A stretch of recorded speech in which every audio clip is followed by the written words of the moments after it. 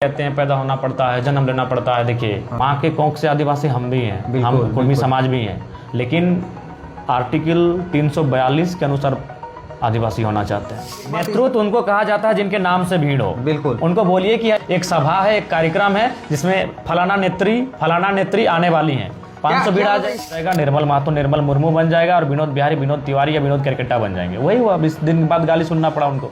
बम्बई में, दिल्ली में, हरियाणा में जाके दाई का काम कर रही है, झाड़ू पोछा का काम कर रही है। वन टाइम 300 बहनों को कस्टडी से मैंने मुक्त करवाया गया था। कुछ लोग उन्हें बेचने के लिए ले जा रहे थे। 300 एक साथ, मतलब ट्रेन ही रिजर्व था उनके लिए। तो बहनें कहाँ बेची जाती है, उसमें सामने आया था कुछ VIP जजेस, कुछ VIP ऑफिसर्स। उनको मैंने शब्द हम बोलना नहीं चाहते हैं, क्या उनके साथ क्या होता है ये आप जान लीजिए कि क्या। आपको जो सो कॉल्ड बहुत ज़्यादा पढ़ा लिखा मानता है, लेकिन धरातल में उनको हर चीज़ में काफ़ी पिछड़ा है, जिसमें अभी कुछ झारखंड को उनको सीखने की ज़रूरत है, समझने की ज़रूरत है। ऐसे लोगों पे बहस हम लोग करना उचित नहीं समझते हैं। ये आदिवासी समाज में भी कितनी माएँ हैं जो हम लोग को दिल से दुआ देती हैं, कितने चाहती हैं हमें, कितना दुख में है, कितना तकलीफ में है। और भारतमाला देख रहे हैं कितनों का ज़मीन लूट रहा है। वो कितनी उम्मीद के साथ मेरे पास विधानसभा आए थे और आज हमारे साथी वहाँ आंदोलन भी कर रहे हैं। तो हम कुछ जिन लोगों ने हमें गाली दिया, उनके दुर्व्यवहार के कारण हम उन 1000 लोगों की आवाज़ को थोड़ी दबने देंगे।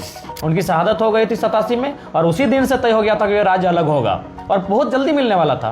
92, 93, 94 का समय, 93 का समय था, उसी समय झारखंड मिल रहा था। लेकिन उसी समय किन सांसदों ने नरसिम्हा राव जी की सरकार को बचाने में अपना सौदा किया, कितने रुपए में सौदा किया, ये किसी से छुपा नहीं है। तो गहरी साजिश के तहत मार दो, या अगर जरूरत पड़े तो एक फुटबॉल खेल का आयोजन करो, उसे बुलाओ। अभी होली के दिन फुटबॉल खेल होता है जी, उससे पहले कभी फुटबॉल नहीं हुआ, तो उसके बाद कभी फुटबॉल नहीं हुआ। कौन आयोजन कमेटी है, कोई आज तक का अता पता नहीं है। तो आज एक नेत्री हैं, चूंकि वो FIR कर दी हैं। कुछ यूट्यूबर, सोशल मीडिया हम नहीं चलाते हैं, हमारे हाथ में मोबाइल है, इसमें कहीं फेसबुक नहीं है, यूट्यूब का ऐप है। क्योंकि इन सब चीज़ों में समय काफ़ी ज़ाया होता है और उतना समय है नहीं। हम सुबह 9 बजे उठते हैं, कभी 8 बजे उठते हैं, कभी 10 भी बज जाता है। उठ के तुरंत बाद हम जनता दरबार में बैठ जाते हैं, लोग अपनी समस्याओं को सुनाते हैं। वहाँ के बाद तुरंत हम अपना क्षेत्र में निकलते हैं, क्षेत्र में जो समस्या होती है या फिर जो लोगों का जहाँ हमको जाना होता है उनको करते हैं। इस तरह करते करते रात 10 बजे 11 बजे हम घर आते हैं। आने के बाद यहाँ भी बहुत सारे लोग मेरा इंतज़ार करते हैं। जैसे आज आप चतरा से आए हैं, सूरजदा हजारीबाग से आए हैं, आपके दिलीप मेहता पलामू से आए हैं। तो इसी तरह करते करते कम से कम 5-6 जगहों से लोग आते हैं। उनसे मिलते मिलते 12 से 1 बज जाता है और रात के 1:30 बजे 2 बजे हम सोते हैं। ये पर डे का मेरा रूटीन है। तो मेरे पास इतना समय नहीं है कि वो क्या कर रहे हैं नहीं कर रहे हैं। जो जेन्युइन चीज़ है उन मुद्दों पर मैं बात करता हूँ। कह रही हैं कि जेल कैम्प के प्रवक्ता लोग बोल रहे हैं, मतलब सोशल मीडिया पे जितना भी ID बना हुआ है जेल कैम्प जेबी केसेस के नाम पे। अभी क्या है, आज के डेट में कोई फेक ID भी बना लेगा। अगर आप पूछना चाह रहे हैं, अभी तो लोग, आपको याद होगा कि एक समय कितने फेक ID का यूज हुए हैं, तो वो सब मायने नहीं है। आप हमारे पार्टी के फोरम में जो नेता है, जो एक नामचीन नेता है, प्रत्याशी रह चुके हैं, केंद्रीय टीम में है, अगर वो कुछ कह रहे हैं तो फिर आप कहिए, उस पर बात करेंगे। तो आपको ही क्यों टारगेट किया जा रहा है? हर तरफ से जहां भी देखने को मिलता है, अभी एक उन्हीं के पार्टी के लोग हैं जो एक तरफ समर्थन कर रहे हैं, दूसरे तरफ विरोध कर रहे हैं। और विरोध वो अपने नेता का नहीं कर रहे, विरोध सिर्फ आपका कर रहे हैं और जेल कैम्प का कर रहे हैं। बहुत बड़ी साजिश है, बिल्कुल बहुत बड़ी साजिश का हिस्सा है जी। जब भी कोई तेज तरार नेता आता है तो लोगों को पछता नहीं है। इसमें कई लोगों की साजिशें हैं। सही बात है, जो आज मैंने मान के चले, अगर कुर्मी समाज के हक अधिकार की मांग की बात को मैंने समर्थन किया, तो अकेला मैंने समर्थन नहीं किया था। भारतीय जनता पार्टी के 2 विधायकों ने समर्थन किया था। आईसू पार्टी के 1 विधायक, 1 सांसद ने सपोर्ट किया था, उनके सुप्रीमो ने सपोर्ट किया था, कांग्रेस पार्टी के प्रदेश अध्यक्ष ने सपोर्ट किया था।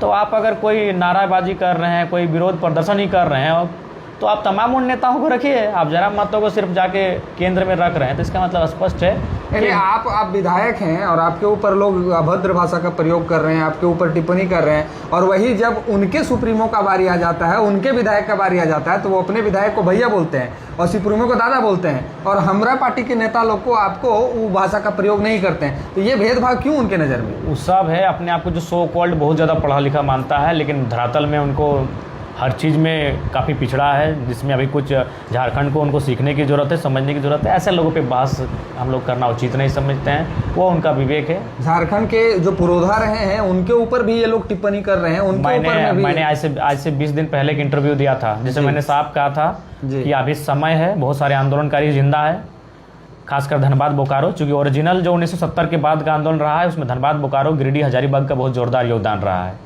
तो मैंने बार बार वो आंदोलन का कहता हूँ कि अभी अपने इतिहास को लिख लीजिए, जिंदा है इतिहास, नहीं तो आज से 2050 में जब इतिहास लिखा जाएगा निर्मल महतो निर्मल मुर्मू बन जाएगा और विनोद बिहारी विनोद तिवारी या विनोद केरकेट्टा बन जाएंगे। वही हुआ, 20 दिन के बाद गाली सुनना पड़ा उनको। जी, मैं आज बार बार कह रहा हूँ कि इतिहास अभी भी जिंदा है, इतिहास को आज भी कई लोग जिंदा हैं जिन्होंने आंदोलन को अपनी आंखों से देखा है। समय है कि ओरिजिनल इतिहास क्या है, आंदोलन कैसे होता था, कौन कौन लोगों की भागीदारी थी, किस प्रकार से भागीदारी होती थी, उनको तथ्यों के साथ लिख दिया जाए। नहीं तो आने वाले दिन निर्मल महतो नहीं रहेंगे, वो निर्मल मुर्मू बन जाएंगे। ये लोग मैंने झारखंड में रह के अपने आप को झारखंडी कह रहे हैं और झारखंड को जिसने दिलाया उसी के ऊपर टिप्पणी कर रहे हैं, जैसे कि ये इसको थोड़ी कोई नकार सकता है। जो स्थान भारत की आज़ादी में भगत सिंह का है, उनके लहू का है, वही स्थान झारखंड अलग राज्य होने में निर्मल महतो का है। 87 में अगर निर्मल महतो का मर्डर नहीं होता, उनकी हत्या नहीं होती, उनकी शहादत नहीं होती, तो झारखंड राज्य नहीं बनता। 2025 में बनता, 2040 में बनता, 2050 में बनता, 2000 में नहीं बनता। और वही सबसे बड़ा कारण था, चूँकि वो पहली बार वो इसलिए बार बार चूँकि वो पार्टी के केंद्र अध्यक्ष थे, उस समय 8 या 9 विधायक बन चुका था आपका झारखंड मुक्ति मोर्चा का। और उसके बाद पहली बार नेशनल न्यूज़ पे निर्मल महतो झारखंड मुक्ति मोर्चा का चर्चा हुआ। पहली बार राजीव गांधी जो देश के प्रधानमंत्री थे उनके कानों तक पहली बार पूरे देश ने जाना कि झारखंड अलग राज्य की लड़ाई हो रही है और एक बहुत बड़े नेता जो उस पार्टी के केंद्र अध्यक्ष हैं उनकी शहादत हुई है, उनको मार दिया गया है। तो ये था। और 2000 क्या, राज्य तो 1993 में ही आपको मिल रहा था, अब बेचा किसने ये सबको मालूम है। क्योंकि हम नहीं चाहते हैं कि हमारी आयु उतनी नहीं है, हमारा जन्म उस समय हुआ था 93-94 में, तो हम नहीं चाहते मेरे जन्म से पहले जो उस समय जो हुआ था उसको हम आज पूरे दें। निर्मल महतो की मौत हो गई थी 87 में, उनकी शहादत हो गई थी 87 में, और उसी दिन से तय हो गया था कि ये राज्य अलग होगा और बहुत जल्दी मिलने वाला था। 92, 93 का समय, 93 का समय था, उसी समय झारखंड मिल रहा था। लेकिन उसी समय किन सांसदों ने नरसिम्हा राव जी की सरकार को बचाने में अपना सौदा किया, कितने रुपए में सौदा किया, ये किसी से छुपा नहीं है। उसी का एक कारण था, एक व्यक्ति जो कह सकते हैं सेक्रेटरी थे, पीए थे, जो भी थे, उनकी बेरहमी से हत्या हो गई थी, ये उसी कड़ी में था। तो 87 में निर्मल महतो की शहादत होती है और 90 से मैंने 87 के बाद से ही ये सुगबुगाहट हो जाती है कि अब राज्य अलग होगा, चूंकि बहुत बड़ा नेता खोया गया है। और बिल्कुल 72 घंटा बंद था उस समय झारखंड, पूरा हिंसक आंदोलन हुआ था। उसके बाद तोड़ फोड़ क्या, मतलब बहुत जोरदार आंदोलन हुआ था। तो मैंने आज से 20 दिन पहले एक इंटरव्यू में कहा था कि अभी सही वक्त है, इतिहास को ठीक से लिख दिया जाए, नहीं तो कुछ सालों के बाद निर्मल महतो निर्मल मुर्मू या निर्मल टोप्पो न करार दिए जाएं। अभी आदिवासी संगठन का था, जैसे रामगढ़ में जो जुलूस जो भीड़ देखा गया, काफ़ी संख्या में लोग जुटे और बाद में कुछ लोग का स्टेटमेंट ये भी आया कि हम गलती कर दिए हैं, हमको माफ़ कर दीजिए। दूसरा एक तरफ ये देखा जा रहा है कि जो उस आंदोलन का नेतृत्व करने वाली जो 2 नेत्रियां हैं, कोई नेतृत्व करने वाली नहीं, उनको बोलिए ना, छोड़िए ना, वो एक नहीं दादा, एक नेतृत्व उनको कहा जाता है जिनके नाम से भीड़ हो। बिल्कुल, उनको बोलिए कि कोई किसी को एक सभा है, एक कार्यक्रम है जिसमें फलाना नेत्री आने वाली है, 500 भीड़ आ जाए। इसमें ये लोग कह रहे हैं कि इसमें बने व्यापक पैमाने पे फंडिंग कर रहा है कुछ लोग, और ये सकता है खराब संभावनाओं से इनकार नहीं कर सकते हैं कि आखिर विरोध का स्वर गूंज रहा है, उतने लोग एक जगह आ रहे हैं, तो निसंदेह कुछ बोल के लाया जा रहा है। तो सब हम यही तो नहीं समझ पा रहे कि विरोध तो सबका होना चाहिए था। नगेंद्र महतो जी का भी होना चाहिए था, चंद्र प्रकाश चौधरी का भी होना चाहिए था, तिवारी महतो जी का भी होना चाहिए था, इवन सुदेश महतो जी का भी होना चाहिए, लेकिन ये लोग किसी का नाम नहीं लेता है, सिर्फ आपका ही नाम क्यों ले रहा है? विरोध तो सबका होना चाहिए था, आंदोलन में तो सब सहभागी हैं। इतिहास गवाह है कि जो फिर मैं जब बात करूं, यही अगर मैं जयराम तिवारी होता, जयराम सिंह होता और इन बातों को कहता तो लोग बोलते कि लड़का बढ़िया टू दी पॉइंट बात कर रहा है, लेकिन मैं जयराम महतो की बात कर रहा हूं तो फिर लोग जाति कटघरे में लाते हैं।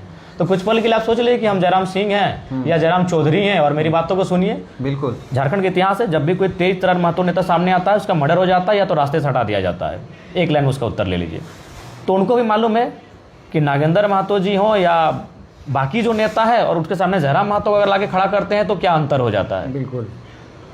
तो जो भी तेज तर्रार नेता हैं, मैं ये नहीं कह रहा कि सब महतो नेता को मार दिया जाता है, लेकिन जो तेज तर्रार आता है उस समय के इतिहास समय में सुनील महतो, ये सबको मालूम था कि वह मंत्री बनते हैं। किस लिए मंत्री बनते हैं? ना दिसम गुरु शिबू सोरेन जो उस समय कोयला मंत्री थे कि झारखंड मुक्ति मोर्चा और यूपीए गठबंधन से, वो इस्तीफा दे चुके थे, चूंकि उन पर एक केस था, पुराना केस चिरुडी हत्याकांड, और 2-3 केस थे जिनमें उनको उम्र कैद की सजा सुना दी गई थी। और पहली बार हिंदुस्तान के इतिहास में हुआ था कि किसी केंद्र मंत्री पर हत्या का चार्ज का आरोप लगा था और सजा सुनाया गया था और इस्तीफा देना पड़ा था। तो उसी समय अब झारखंड मुक्ति मोर्चा से कोटा खाली हो चुका था, मंत्री बनना था झारखंड मुक्ति मोर्चे कोटे से। तो मंत्री कौन बनता? नो डाउट सीधा कदावर नेता। कौन था कदावर नेता? सुनील महतो। बिल्कुल। सुनील महतो उस समय ही मारा गया जब वो मंत्री पद के दावेदार हो चुके थे। ये सुगबुगाहट राजनीतिक गलियों में, ये ऑफिशियल अनाउंसमेंट नहीं हुआ था, ये सुगबुगाहट राजनीतिक गलियों में शुरू हो चुकी थी कि दिसम गुरु ने इस्तीफा दे दिया है। क्यों इस्तीफा दिया है? ना उन पर मर्डर का चार्जेस था और सजा भी सुना दी गई थी। हालांकि बाद में कुछ सालों बाद फिर उनको बरी किया गया, वो अलग बात है, लेकिन उस समय उनको सजा सुना दिया गया था और उन्होंने इस्तीफा दे दिया था। और उनके इस्तीफे के बाद से ही अब सामने एक ही चेहरा था उसके कद काठी का, वो था सुनील महतो। जैसे ही ये संभावना बनी, मार के हटा दिया गया। उसके बाद और एक नेता बहुत तेजी से उस सीढ़ियों में आगे बढ़ने लगा, सुधीर महतो, उप मुख्यमंत्री तक पहुंचा। बिल्कुल। उप मुख्यमंत्री बहुत मायने होता है, फिनिश कर दिया गया। विनोद बिहारी महतो जब सदन में गए, फिनिश कर दिए गए, बहुत साजिश से फिनिश कर दिया गया। अभी कोरोना काल में 2 नेता ढेर हो गए। बिल्कुल। बहुत दुर्भाग्य की बात है, और दोनों ही हमारे ही समाज के थे। बिल्कुल। बहुत साजिशों के साथ, बहुत चालाकियों के साथ आज इस तरह हमारे साथ दुर्व्यवहार हो रहा है। तो ये सच्चाई रही कि इस मिट्टी में जब जब कोई कुड़मी पौधा फसल तैयार होता है, जो मुखर होता है, बेबाक होता है, निडर होता है, या फिर लगता है कि फ्यूचर में वो थोड़ा बेहतर होगा, बुलंद आवाज़ का नेता इधर से निकला है। यही हमारा इतिहास रहा है। या तो गहरी साजिश के तहत मार दो, या अगर ज़रूरत पड़े तो एक फुटबॉल खेल का आयोजन करो, उसे बुलाओ। अभी होली के दिन फुटबॉल खेल होता है जी। झारखंड का जो मौसम है, झारखंड का जो जलवायु है, या फिर झारखंड का जो मौसम का चक्र है, सभी को जानते हैं कि हम लोग फुटबॉल खेलते हैं जुलाई महीना में। बिल्कुल। वो कोई ऑफिशियल फुटबॉल टूर्नामेंट नहीं था कि केंद्र माने कोई स्टेट लेवल का, कोई जिला लेवल का, कोई ऑफिशियल या सरकारी टूर्नामेंट नहीं था। जिस तरह हम लोग गांव देहात में एंट्री रखते हैं, खसी पाठा पहले आता था, अब प्राइज रखते हैं 20,000 30,000 प्राइज होता है, कप होता है। वो एक ग्रामीण फुटबॉल टूर्नामेंट था, और ग्रामीण फुटबॉल टूर्नामेंट जुलाई में होता है, अगस्त में होता है, सितंबर में होता है, हार्डली अक्टूबर में होता है, 2-4 दिन नवंबर तक जाता है, उसके बाद स्टॉप हो जाता है। उसके बाद क्रिकेट का टाइम शुरू होता है, और मार्च भरखर क्रिकेट का टाइम होता है। वहाँ फुटबॉल खेल कहाँ से हो गया जी? उससे पहले कभी फुटबॉल नहीं हुआ, तो उसके बाद कभी फुटबॉल नहीं हुआ। कौन आयोजन कमेटी है, कोई आज तक का पता नहीं है। तो यही गेम हमेशा हुआ है। तो मैं यही बोला, अगर मैंने जयराम तिवारी, जयराम सिंह, जयराम केरकेट्टा होकर अगर ये बयान मैं देता तो लोगों को सुनने में बहुत अच्छा लगता, लेकिन मैं एक महत्व के बारे में बात कर रहा हूँ, लोगों को बुरा लगेगा बस। तो आप तो सरना स्थल के लिए भी बोले, हम कल को आपके लिए बोलेंगे, बिल्कुल, कल को हम इनके लिए बोलेंगे, बिल्कुल। अगर यही लोग बिल्कुल कल बोले भी तो हैं। आज सूरज साहू जी हमारे साथ बैठे हैं, तेली समाज से हैं। कल हम आपका उत्तराखंड के तर्ज पर या छत्तीसगढ़ के तर्ज पर हम तेलगानी बोर्ड की भी चर्चा की बात करेंगे। बिल्कुल। हम कुम्हार समाज से जुड़ा है एक माटी कला बोर्ड, हम कल माटी कला बोर्ड की चर्चा करेंगे, बिल्कुल करेंगे। बिल्कुल। हम हर समाज की बात को उठाएंगे। जो समाज मेरे सामने आके बात रखेगा, अपना ज्ञापन देगा, उस समाज की बात को हम लेके आके उठाएंगे। तब हम थोड़ी जातिवादी के नेता होंगे, लेकिन जब अपने समाज की बात हम उठा देंगे तो हम जातिवादी हो जाएंगे। एक चीज़ ज़्यादा समझना चाहेंगे आपसे कि अभी कुछ कंपनियां, कुछ फैक्ट्रियों का भी नाम आ रहा है कि लोग वहां से भी लोग फंडिंग कर रहे हैं कि आप इस पार्टी का, इस नेता का विरोध करो। ऐसा क्यों देखने मिल रहा है? इसीलिए ऐसा क्योंकि मैंने अपने कई भाषणों में कहा था कि कई फैक्ट्रियां, कई कंपनियां हमारे यहाँ तक पैसा पहुंचा दी थी, लेकिन हमने साफ मना कर दिया जी। चूंकि ये सच्चाई है, झारखंड में कंपनियों का आपस में लड़ाने में बहुत बड़ा योगदान है। चूँकि चारों तरफ कंपनियां हैं, चारों तरफ फैक्ट्रियां हैं, और वो नहीं चाहते हैं कि कोई नेता उनके खिलाफ बोले, बुलंद होकर बात करे। जयराम महतो जब भी मुंह खोलता है, उसमें सबसे पहले तो हमारे रडार में कंपनियां होती हैं। तो स्वाभाविक है वो इस साजिश में अगर वो शामिल है, कुछ लोग कह रहे हैं, अनुमान लगा रहे हैं, तो इसमें कोई गलत नहीं है।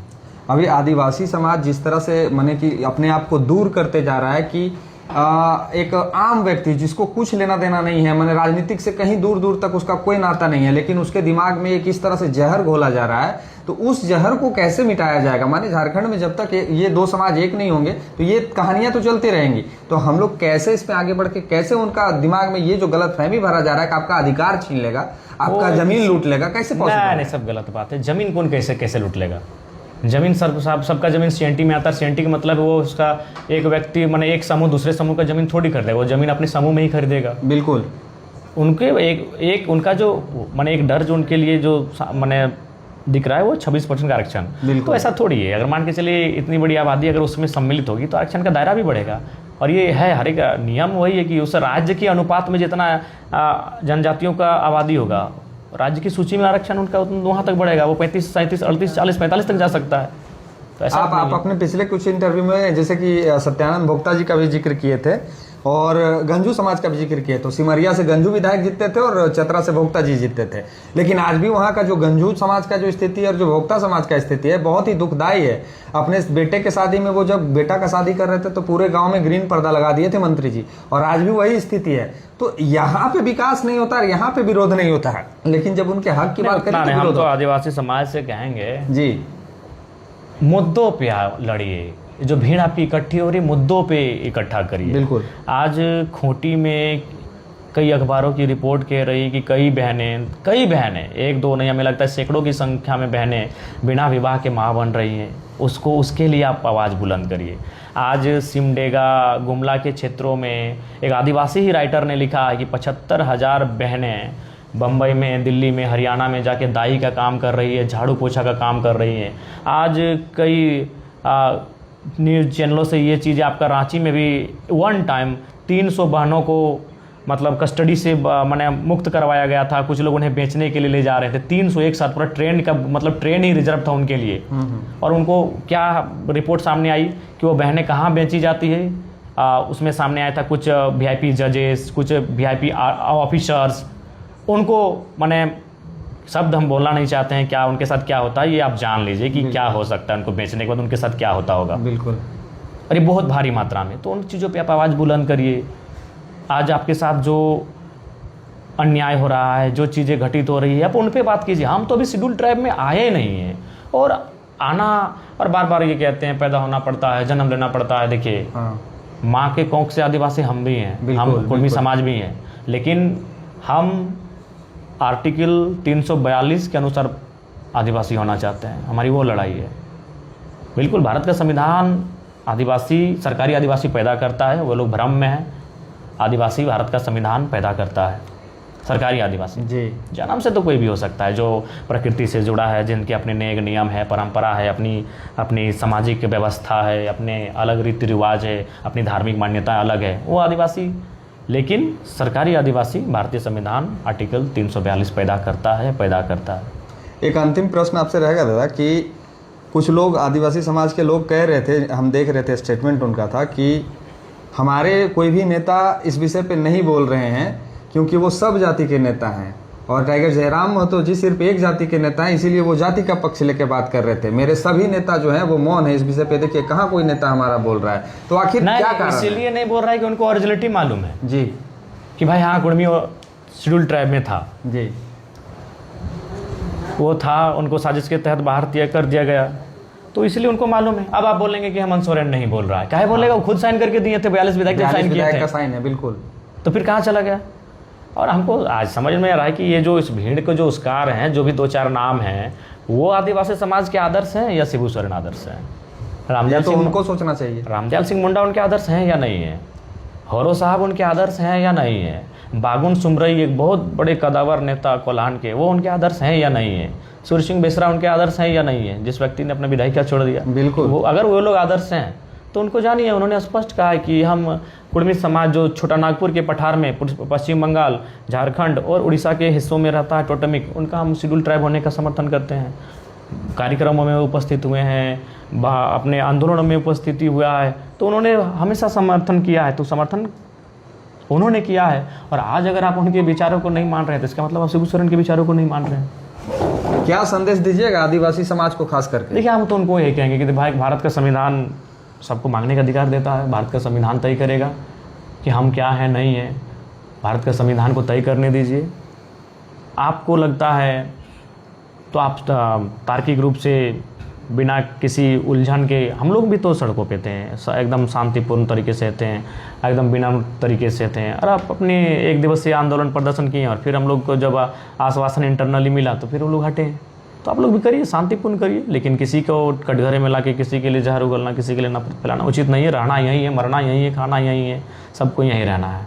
क्या आने वाले समय में भी आप आदिवासियों की आवाज़ उसी तरह से उठाते रहिए? हाँ, हमको उससे कोई दिक्कत नहीं, हम वो चीज़ नहीं जानते हैं। जो लोग मेरे खिलाफ मीडिया में आके बोल रहे हैं तो उनको देखकर हम उनको थोड़ी मतलब इग्नोर कर देंगे। आदिवासी समाज में भी कितनी माएँ हैं जो हम लोग को दिल से दुआ देती हैं, कितने चाहती हैं हमें, कितना दुख में है, कितना तकलीफ में है। उनके भी गाँव आज पर भारतमाला देख रहे हैं, कितनों का ज़मीन लूट रहा है। वो कितनी उम्मीद के साथ मेरे पास विधानसभा आए थे और आज हमारे साथी वहाँ आंदोलन भी कर रहे हैं। तो हम कुछ जिन लोगों ने हमें गाली दिया, उनके दुर्व्यवहार के कारण हम उन 1000 लोगों की आवाज़ को थोड़ी दबने देंगे। हम उनकी आवाज़ कल भी उठाएंगे और हमें 1000 बार भी गाली देंगे, फिर भी सदन जब जब चलेगा और जब जब ऐसा मौका रहेगा हम आदिवासियों की आवाज़ को भी उठाएंगे। बहुत बहुत धन्यवाद। तो ये आपने सुना कि कैसे कल भी ये बोल रहे थे, आज भी